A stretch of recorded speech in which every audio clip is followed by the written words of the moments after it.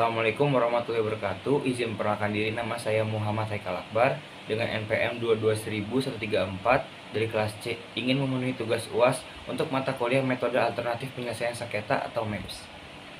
Yang pertama-tama di sini saya mau menjelaskan dulu tentang pengantar materi dari MEPS itu sendiri. Jadi MEPS atau metode alternatif penyelesaian sengketa atau alternative dispute resolution merupakan cara penyelesaian sengketa di luar pengadilan. MEPS menawarkan alternatif yang lebih cepat, lebih murah, dan lebih fleksibel untuk menyelesaikan sengketa dibandingkan dengan litigasi. Nah, MEPS ini sendiri memiliki banyak jenis, diantaranya ada negosiasi, mediasi, konsiliasi, dan arbitrase. Negosiasi itu pihak-pihak yang bersengketa berdiskusi secara langsung untuk mencapai kesepakatan. Mediasi itu pihak ketiga yang netral membantu pihak-pihak yang bersengketa untuk mencapai kesepakatan. Konsiliasi pihak ketiga yang netral membantu pihak-pihak yang bersengketa untuk mencapai kesepakatan, tapi pihak ketiga memiliki kewenangan yang lebih besar daripada mediator. Dan arbitrase pihak ketiga yang netral membuat keputusan yang mengikat bagi pihak-pihak yang bersengketa. Nah, dan MEPS ini tersendiri memiliki banyak keuntungan dibandingkan dengan litigasi, diantaranya lebih cepat, lebih murah, lebih fleksibel, lebih terjaga kerahasiaannya, dan lebih melestarikan hubungan. Jadi lebih cepat itu MEPS biasanya dapat diselesaikan lebih cepat daripada litigasi. Lebih murah, MEPS biasanya lebih murah daripada litigasi. Lebih fleksibel, para pihak dapat menyetujui prosedur yang sesuai dengan kebutuhan mereka. Dan lebih terjaga kerahasiaannya itu MEPS biasanya lebih rahasia daripada litigasi. Dan yang terakhir, lebih melestarikan hubungan. MEPS dapat membantu melestarikan hubungan antara para pihak yang bersengketa. Nah, dan MEPS ini sendiri dapat digunakan untuk menyelesaikan berbagai jenis sengketa, diantaranya itu ada sengketa komersial, sengketa sipil, dan sengketa cedera diri, sengketa lingkungan, sengketa ketenagakerjaan. Jadi, sengketa komersial itu sengketa antara bisnis seperti sengketa kontrak dan sengketa hak cipta. Yang kedua, sengketa sipil, sengketa antara individu seperti sengketa perceraian dan sengketa cedera diri. Sengketa lingkungan, sengketa tentang pencemaran lingkungan dan penggunaan sumber daya alam. Yang terakhir, sengketa ketenagakerjaan, sengketa antara karyawan dan pembeli kerja seperti sengketa pemutusan hubungan kerja dan sengketa upah. Nah, di sini aku mau ngejelasin juga lembaga-lembaga apa saja yang secara efektif menerapkan sistem alternatif penyelesaian sengketa dalam menjalankan tugas pokok dan fungsinya untuk membantu menyelesaikan persoalan di masyarakat. Nah, di sini aku mau sebutin beberapa contohnya. Kalau di lembaga pemerintah itu ada Badan Penyelesaian Sengketa Konsumen atau BPK. BPK menangani sengketa antara konsumen dan pelaku usaha seperti sengketa pembelian barang dan jasa. BPK menawarkan mediasi dan arbitrasi sebagai cara penyelesaian sengketa. Yang kedua ada Badan Mediasi Nasional atau BMN. BMN membantu menyelesaikan sengketa antara pihak-pihak yang bersengketa seperti sengketa perburuan dan sengketa tanah. BMN menawarkan mediasi sebagai cara penyelesaian sengketa. Dan yang terakhir, Mahkamah Agung. Mahkamah Agung memiliki peran dalam mengawasi pelaksanaan MEPS di Indonesia. Mahkamah Agung juga memiliki kewenangan untuk membatalkan putusan arbitrase yang tidak sesuai dengan hukum. Kalau tadi itu dari lembaga pemerintahnya, dan sekarang dari lembaga swastanya. Kalau dari lembaga swastanya itu ada Pusat Mediasi Nasional (PMN). PMN adalah lembaga swasta yang menyediakan layanan mediasi untuk berbagai jenis sengketa. PMN memiliki mediator yang berpengalaman di berbagai bidang. Kedua ada Badan Arbitrase Nasional Indonesia atau BANI. BANI adalah lembaga swasta yang menyediakan layanan arbitrase untuk berbagai jenis sengketa. BANI memiliki arbiter yang berpengalaman di berbagai bidang. Yang ketiga ada lembaga-lembaga swadaya masyarakat atau LSM. Banyak LSM yang menyediakan layanan MEPS untuk komunitas tertentu, seperti LSM yang menangani sengketa lingkungan dan LSM yang menangani sengketa keluarga. Nah, selain lembaga-lembaga di atas, masih banyak lagi lembaga lain yang menerapkan MEPS dalam menjalankan tupoksinya. MEPS menjadi semakin populer di Indonesia karena menawarkan cara yang lebih cepat, lebih murah, dan lebih fleksibel untuk menyelesaikan sengketa dibandingkan dengan litigasi. Sini ada beberapa. Berikut adalah beberapa faktor yang membuat lembaga MEPS efektif. Mediator dan arbiter yang berkualitas. Mediator dan arbiter yang berkualitas memiliki pengetahuan dan pengalaman yang luas tentang MEPS dan tentang jenis sengketa yang mereka tangani. Mereka juga harus memiliki keterampilan interpersonal yang baik untuk membantu para pihak mencapai kesepakatan. Yang kedua ada proses yang transparan dan akuntabel. Proses MAPS harus transparan dan akuntabel agar para pihak yang bersengketa merasa yakin bahwa mereka diperlakukan dengan adil.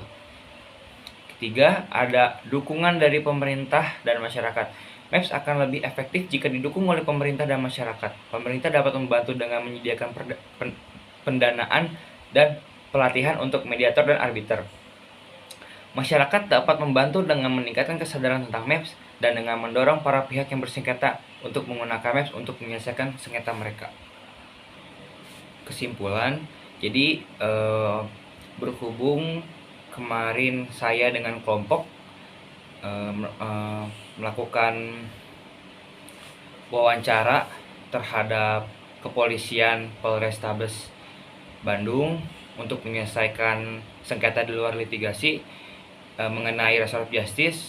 Kesimpulan yang bisa saya ambil yaitu Kepolisian Negara Republik Indonesia adalah aparat penegak hukum sebagai garda terdepan untuk mewujudkan ketertiban dan keadilan dalam kehidupan bermasyarakat, berbangsa, dan bernegara. Pengguna restoratif justice yang termasuk dalam penyelesaian perkara di luar pengadilan mempunyai keunggulan di mana keputusan yang dibangun oleh para pihak yang bersangkutan merupakan keputusan yang adil bagi mereka dan dapat dilakukan di luar pengadilan sehingga cepat untuk diselesaikan tanpa harus melewati proses persidangan.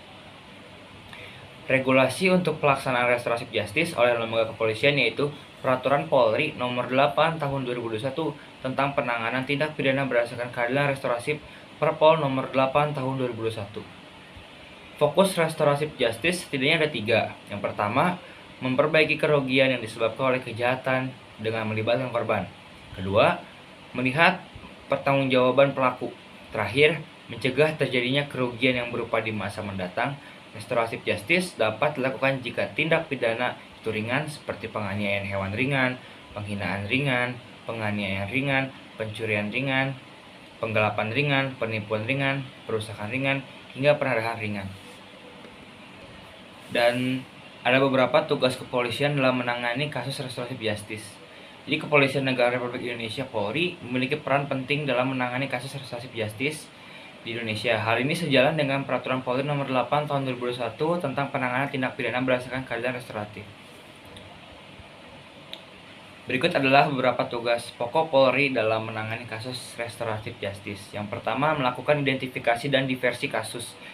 Identifikasi, Polri bertugas mengidentifikasi kasus yang memenuhi syarat untuk diselesaikan melalui restoratif justice.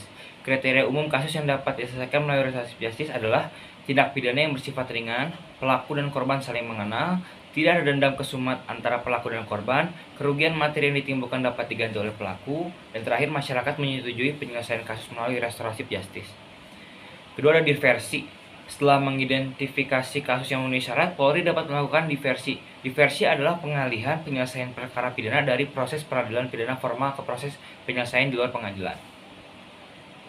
Tugas yang kedua yaitu memfasilitasi proses restoratif justice.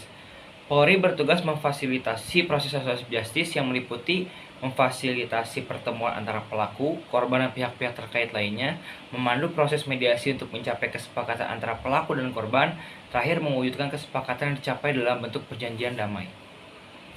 Tugasnya yang ketiga itu melakukan pengawasan dan pendampingan. Polri bertugas melakukan pengawasan dan pendampingan terhadap pelaksanaan perjanjian damai yang telah disepakati. Hal ini dilakukan untuk memastikan bahwa pelaku benar-benar memenuhi kewajibannya dan korban mendapatkan hak-haknya. Tugas yang keempat, melakukan sosialisasi dan edukasi. Polri bertugas melakukan sosialisasi dan edukasi kepada masyarakat tentang restoratif justice. Hal ini bertujuan untuk meningkatkan pemahaman masyarakat tentang restoratif justice dan mendorong mereka untuk menggunakan restoratif justice sebagai alternatif penyelesaian sengketa. Yang kelima ada bekerja sama dengan pihak lain. Polri dapat bekerja sama dengan pihak lain dalam menangani kasus restoratif justice seperti tokoh agama, tokoh adat, tokoh masyarakat, dan terakhir adalah lembaga swadaya masyarakat atau LSM. Dan di sini ada peran Babin Kamtibnas, yaitu peran penting dalam menangani kasus restoratif justice di tingkat desa atau kelurahan. Jadi Bayangkara Pembina Keamanan dan Ketertiban Masyarakat atau yang bisa disingkat dengan Babin Kamtibnas memiliki peran penting dalam menangani kasus restoratif justice di tingkat desa atau kelurahan. Babin Kamtibnas memiliki pengetahuan dan pemahaman yang mendalam tentang kondisi sosial dan budaya masyarakat di wilayahnya. Hal ini membuat Babin Kamtibmas lebih mudah untuk mengidentifikasi kasus yang memenuhi syarat untuk diselesaikan melalui restoratif justice dan untuk memfasilitasi proses restoratif justice di tingkat desa atau kelurahan. Dan kepolisian ini sendiri, Kepolisian Negara Republik Indonesia atau Polri memiliki peran penting dalam mewujudkan keadilan restoratif di Indonesia. Dengan menjalankan tugas-tugasnya dengan baik, Polri dapat membantu menyelesaikan sengketa dengan cara yang lebih damai dan adil, serta memperkuat hubungan antara pelaku, korban, dan masyarakat. Sekian dari saya, maaf bila ada kekurangan kata. Wassalamualaikum.